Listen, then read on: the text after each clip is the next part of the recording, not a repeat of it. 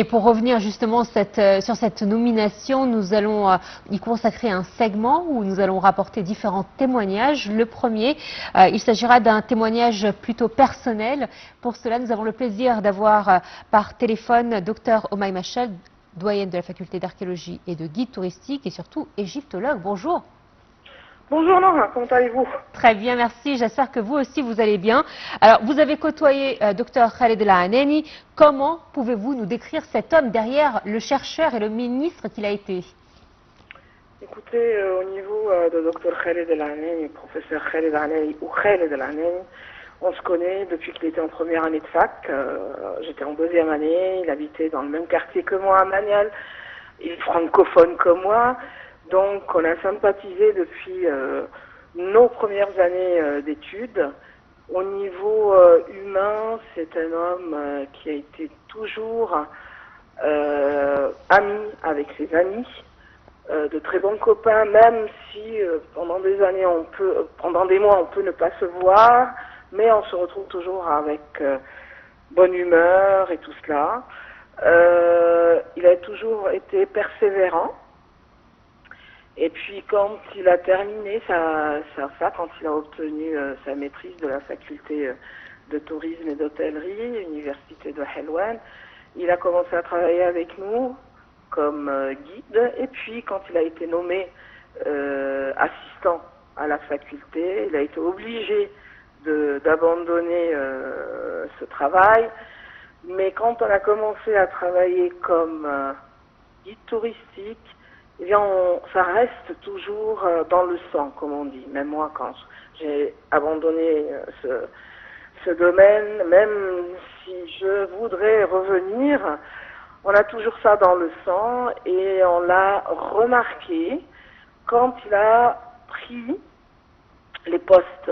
Je ne parle pas du poste de ministre, mais quand il a commencé à être responsable du musée de la civilisation, le NEMEC, à un certain moment, on sentait le guide touristique, pas uniquement l'égyptologue ou l'archéologue. On a le même cursus, donc en tant que guide à la base, le travail de professeur à l'université, le travail de directeur de musée, que ce soit le NEMEC ou le musée du Caire, avant d'être ministre, nous permet de voir les choses un peu autrement, voir les choses au niveau du regard du touriste.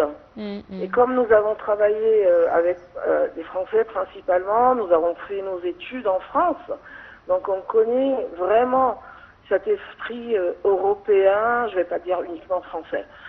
Donc c'est l'ami de ses amis. À l'extérieur, c'est un homme jovial, adorable, très poli.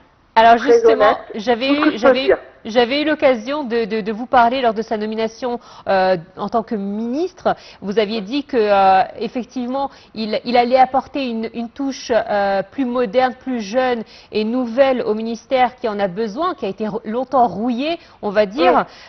Vous, quelle a été votre réaction hier lorsque vous avez appris, j'imagine que vous avez suivi de très près, sa nomination ou sa désignation en tant que directeur de l'UNESCO? Bien, c'est pas uniquement qu'hier, parce que ça fait 2 ans depuis qu'il a été nommé pour être candidat pour l'UNESCO. Eh bien, on se voyait, avait parfois des petits coups de fil. Et un jour, pendant une soirée comme ça, avec des amis, il nous a dit, on est en train de me former diplomatiquement. Donc, il a appris la diplomatie en plus de tout ce qu'il avait comme bagage. Et je n'avais aucun doute, pour vous dire franchement, peut-être il y a quelques mois quand il y avait encore la candidate mexicaine, on avait commencé à se dire mais quand elle est partie là, on s'est dit non. Moi je me suis dit personnellement, il y a de très grandes chances. Avant-hier, je déjeunais avec une collègue française à l'IFAO, l'Institut français d'archéologie orientale, qui est une très grande amie à Khaled aussi, au professeur Khaled. Et elle m'a dit, oh Maïma, qu'est-ce que tu en penses? Je lui ai dit, écoute, je suis confiante.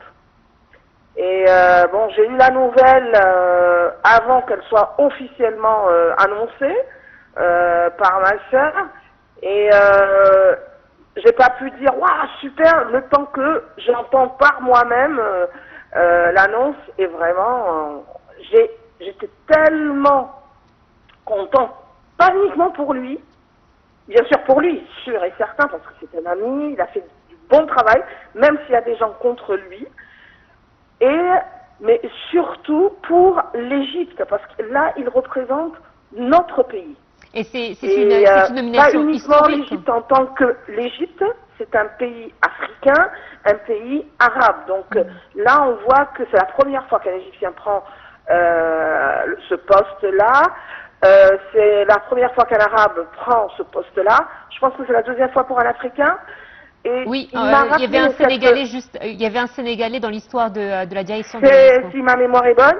Et puis ça m'a fait un flashback d'une bonne trentaine d'années quand M. Boutros-Ghali est devenu le secrétaire général des Nations Unies. Comment on appelle ça, la joie que j'avais à cette époque-là. Et bon, cette joie d'hier a été doublée par 2, 3, 4, si on peut dire, puisque je connais cette personne qui est Khaled El-Ameri. Alors justement, qu'est-ce que vous sentez qu'il va apporter à cette institution onusienne? Car effectivement, il va récupérer une tâche qui n'est pas facile, surtout après le retrait des États-Unis du domaine des financements. Est-ce que par son expérience et par votre vécu avec lui, vous sentez qu'il arrivera à faire le ménage au sein de cette institution? C'est une institution assez âgée maintenant. Je ne sais plus, 60 ans, 80 ans, quelque chose comme ça, parce qu'elle est venue après les Nations Unies. Mais je ne peux pas dire quel est son travail, que va-t-il